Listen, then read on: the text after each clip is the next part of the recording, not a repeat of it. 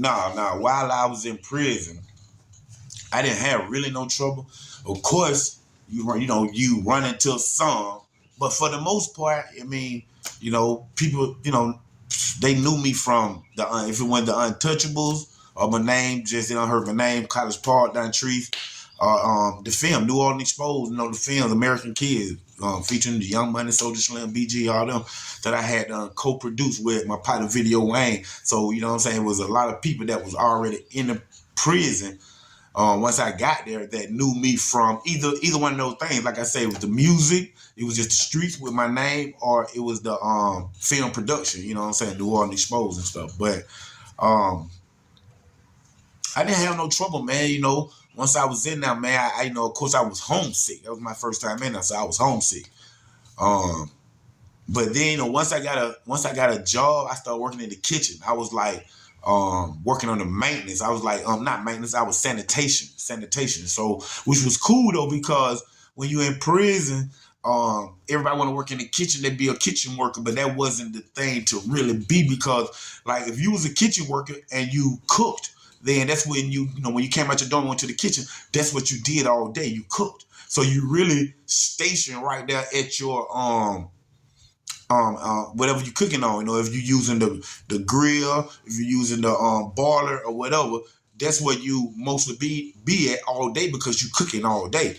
But with me being like on the sanitation team, I like cleaned the satellite kitchen. That'd be like the main kitchen, the satellite kitchen where all the food come out of. So of course we cleaned that, but we had access to move around the prison. So you have the satellite kitchen, but then you have like you have 3 more dining halls. You have 3 dining halls in the prison where different parts of the prisoners eat at. So with that being said, I'm on the sanitation. Those something simple as garbage cans. Those different dining halls need garbage can, need more food to be taken up there for the inmates as they come in and stuff like that. So I get to move around, and with me moving around, of course, that's how I hustle. You know what I'm saying? That's how I hustle. Like, if it was tobacco, or if it was a loaf of bread or some onions or some bananas, you know what I'm saying, I can put them in the garbage can and then put like something over it like it's trash or something. And then the police, they gonna let me straight through the gate because they know who I am, who I work for, things of that nature. So I can go through this gate, walk over there, go through this gate, go through this gate, go through this gate. So I was basically pushing product throughout the whole prison, you know what I'm saying? But mostly it was food, you know what I'm saying? Mostly it was food. I didn't really get into selling cigarettes, you know what I'm saying, things of that nature, until I was, like halfway in my bed. But that was one of the worst experiences that I ever had while I was in prison, was selling cigarettes, because once I started selling the tobacco, everybody at you, everybody coming from left to right, cash up this or this.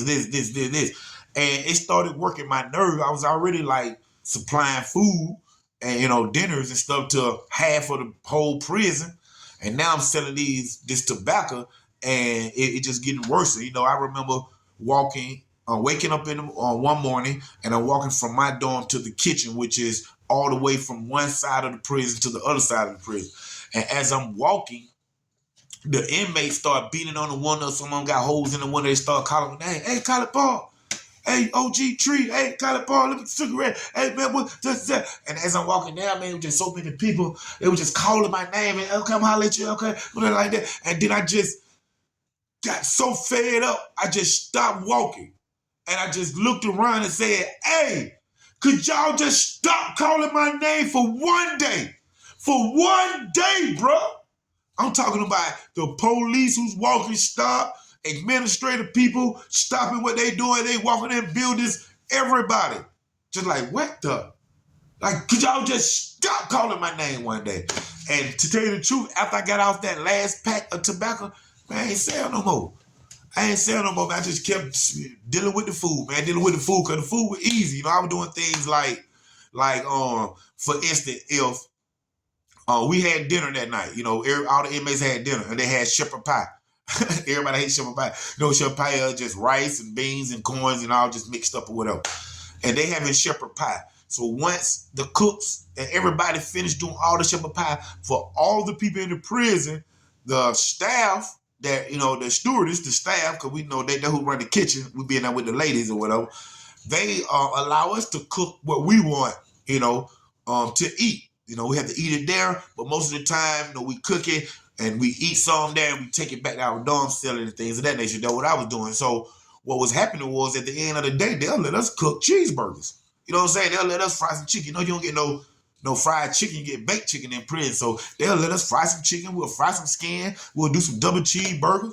Man, I do some grilled peanut butter and jelly sandwiches. Stuff like that, man. You know what I'm saying? And I get that stuff, put it in my bag or hide it on my person because they be trying to check you when you leave out. But depending on who it is, they'll let you slide or whatever. You know what I'm saying? But I was getting that stuff and I was just pushing it through. You know what I'm saying? And I had to deal with you can eat what I eat for a whole week, for a whole 7 days for a $50 cash out. You send my wife $50 cash out home. When I call home, she say $50 just came in. Then whatever I eat that night or whatever for a whole week, that's what you eat. You know what I'm saying? And I'm eating big boy style freeze because I work in the kitchen. But like I say, man, it was, I can't say that was, and the counselor, she was surprised because I remember her telling me, she said, she had been working for like 30 something years, and after me and her had our first meeting, our last meeting, she was like, Mr. Knox, I never heard anybody, inmate, ever say that to me in the 30 years of me working in a correction facility. And what I had said to us was, being in prison was one of the best experience in my life. And she was flabbergasted about it. You know what I'm saying? But it was because I got to experience, the inside world for one time. Of course, it came with a lot of emotion and all this right here, man. But I took a lot out of it. You know what I'm saying? They ain't no different than when I went to juvie for the Augusta for the 11 months of the year I stayed down there. That was one of the best experiences too, man, because I took a lot of positive things out of being down there. You know what I'm saying? And I seen what I wasn't while I was in there, because I seen what it was. I'm looking at the people, I'm looking at the inmates, I'm seeing how they move, seeing what the mentality is. And I knew that there was something that I wasn't. You know what I'm saying? So, she was surprised on me saying that, real talk, man. The funniest thing that ever happened to me while I was in prison, messing with them cigarettes, selling them cigarettes. But I remember I was in the kitchen and I'm talking to one of these blood partners, one of my blood partners, Pyru, you know what I'm saying? And I'm talking to one of the homies, and a guy come up to me, you know what I'm saying? A guy, he didn't come up to me, he was standing off.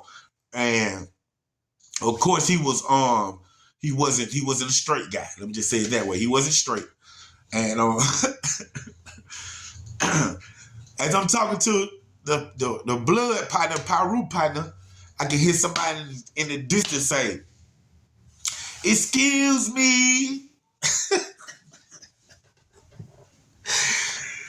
They said, "Excuse me, is your name Trees?" I hear it, but I don't hear it. Or maybe I didn't want to hear it. So I keep on talking to the partner. So I hear it again. "Excuse me, is your name Trees?" I ignore it still, y'all. Until Holmes, I don't discriminate on nothing. You know what I'm saying? I got older brother, half brother that's not straight. I got family members. I love everybody, to each his own. That's between you and yourself and Jehovah. I don't judge anybody. I love everybody. Don't want nobody to be hurt. Don't want nobody to cry. None of that. Just nah. So now Holmes walked up closer to me, and I'm still talking, but I can see my blood partner looking behind me, because Holmes a little close now. Holmes say, tap me on the shoulder, "Excuse me, is your name Trees?"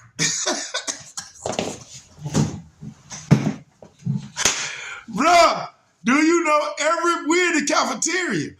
Everybody in the cafeteria is just go quiet. Everybody just eating. Dude get in plate. Dude stop it in motion. Hey, The blood pot I'm talking to, he just walk away. I turn around the homes. I'm like, yeah, I'm Trees. What's up, man? He said, you Tree for Kylie Paul? I said, yeah, I'm Tree. He said, you got those cigarettes? He said, you got those cigarettes? You got them long cigarettes? Hey, y'all, I'm tripping. Let me stop. I say, hey, me and my partner named EA, East Atlanta. What's up, EA? You hear me, boy? Find me, boy. Me and my partner EA the one selling the cigarette. Really, it's him. I'm just coming out up under him, with him. And I say, yeah, man, but man, my partner EA got them cigarettes. It was just too much. You know, I would have sold him everything, money and greed. You know what I'm saying? But it was too much. It was too strong. It was too loud. It was too many people around. It was, you know, and I'm like, oh yeah, man, but my partner EA got him, homie. You know what I mean? He was like, okay, that's fine.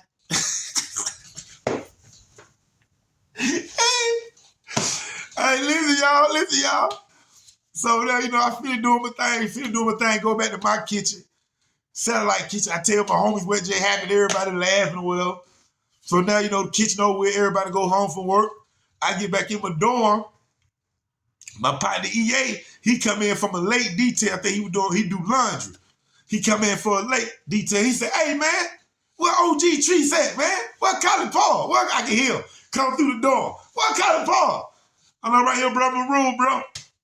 And then he come in my room. He said, hey man, you might told that dude I sell cigarettes. I said, yeah, man, you know, he came off on me, you know, it was so loud, man. I would have sold him something, but he just got everybody's attention, called him a name, so I just shouted to you. He said, man, don't never do that, man. I said, what happened? He said, man, I'm in the laundry room, you know, we're not talking, you know, laundry, you know, like that. He said, man, home just come in the laundry room, bust open the door, and say, excuse me, is your name EA?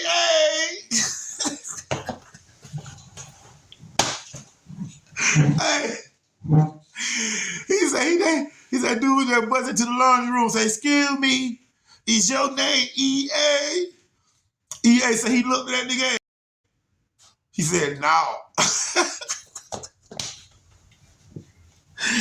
He said, oh, Tree told me you had cigarette. He said, no, bro, I don't got no cigarettes. Hey, this real talk, man, from inside the prison, man. Coastal State Prison right here, Underground Source TV, with your host, Don Trees Knox, College Paul. Stand up.